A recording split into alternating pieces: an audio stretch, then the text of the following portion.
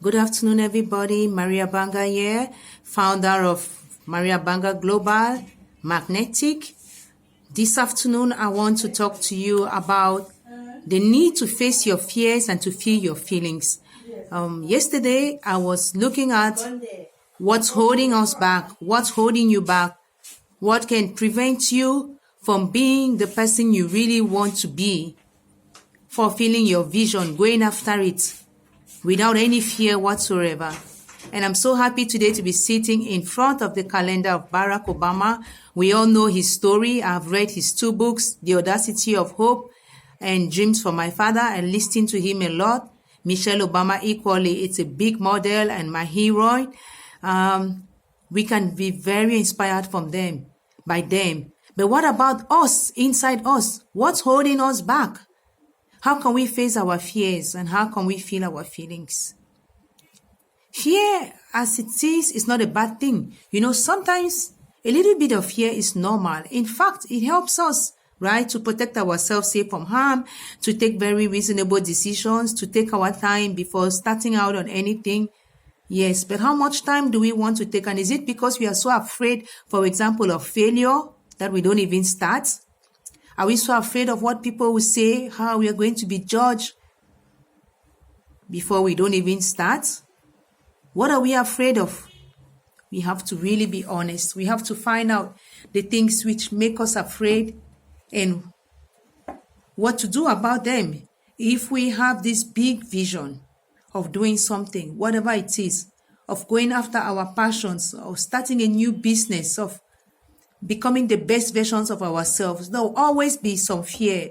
But what are we doing? Are we letting these fears maim us and keep us there at that level? What are our fears? We have to think about them. Because these fears, they hold us back. And sometimes they even create bigger problems for us in our life. We are afraid to tell people what we think. And so we bottle up all of that. And then one day all of this erupts. And then we have a psychological disorder, for example. That may be extreme. But I use every example that comes to mind. So, you and you alone know what you're afraid of. If you don't tell anybody what you're afraid of, nobody can tell you you look like you're afraid of this. Because sometimes even if you look like you're afraid of something, you may not actually be afraid of that thing. I'm not going to go into detail about what we can be afraid of. We each know what we can be afraid of. I'm just going to look at tips that can help us to face our fears. And a lot of what I talk about in my videos are already in the little write-ups which I do.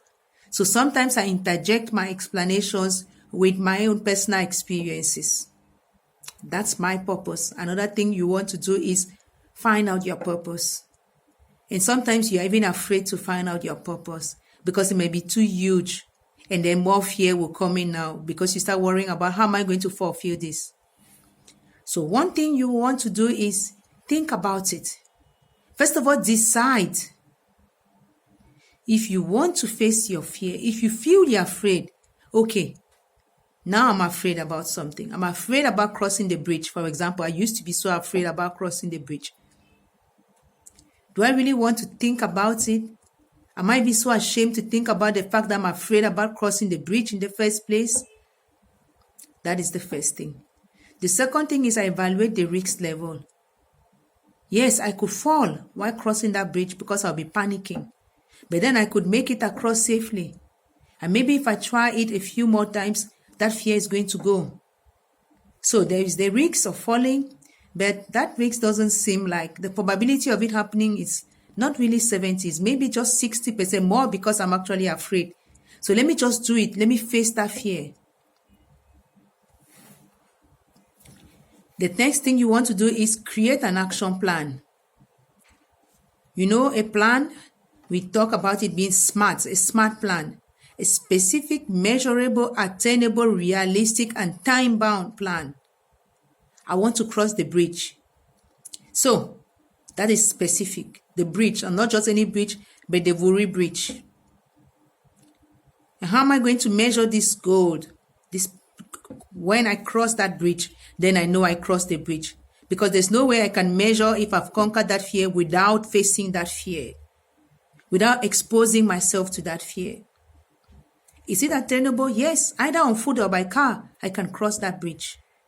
Is it realistic? Of course, people need to cross the bridge. I need to cross that bridge because I have family living on the other side of the bridge. So I have to go there. So yes, it's realistic. And time, okay, I have to set the date. I'll cross the bridge on Sunday. Precisely Sunday, the 9th of December, 2018 or something like that. Don't just say, I'm going to cross that bridge one day, because that one day may never come. You have other tips, other ideas on crossing your fears, but I'm just giving you 4 basic ones which I found online and which I could easily relate to, and I could actually explain them. And the last one, the most important one, is seek professional help. If the fear, for example, becomes a full-blown phobia, somebody says, I'm afraid of cockroaches, or I'm afraid of flies, or I'm afraid of insects, I'm afraid of ants. That one is a whole phobia. And sometimes they may need help because they cannot even sleep at night. They start dreaming and seeing ants crawling all over them. And so they're shaking all the time. You call them, they shake. They have panic attacks. If they see an ant, oh my God, their day is ruined. If they see a cockroach, oh my God, their day is ruined. You will need help. You may need to see a therapist. It's not like you have to go see a psychiatrist and be put on medication. No, it doesn't actually help you. It numbs you. So you will need to see a therapist so you guys can work this thing out. One of the best therapies which helps people with phobia is called cognitive behavioral therapies. Yeah, and I'm so happy I studied that. So I help a lot of people with their phobias. And it works. So I can help myself. That's my luck. Okay. So the next thing I wanted to look at this morning was feel your feelings.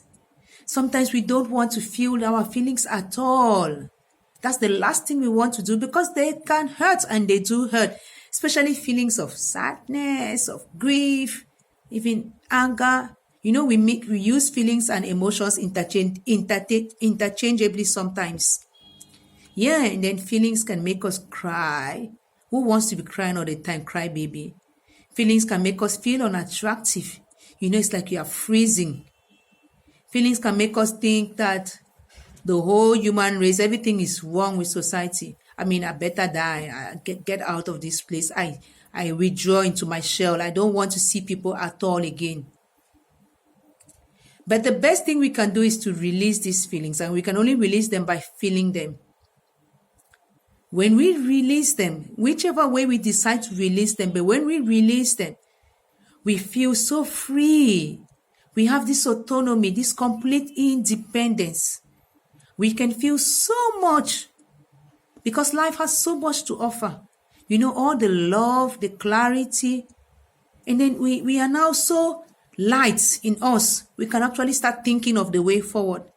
But when we refuse to feel our feelings, maybe because we are so ashamed already of how we are going to feel if we even dare to feel. It's a whole web, like the spider has webbed it, and you are immersed in that. There's not so much progress we can do in life, even in our personal life, personal development. No. Just because something happened in the past doesn't mean it will keep happening or it will happen again in the future. So what are you afraid of? Why can't you feel the feeling? Something happened years ago, you are still clinging onto that thing.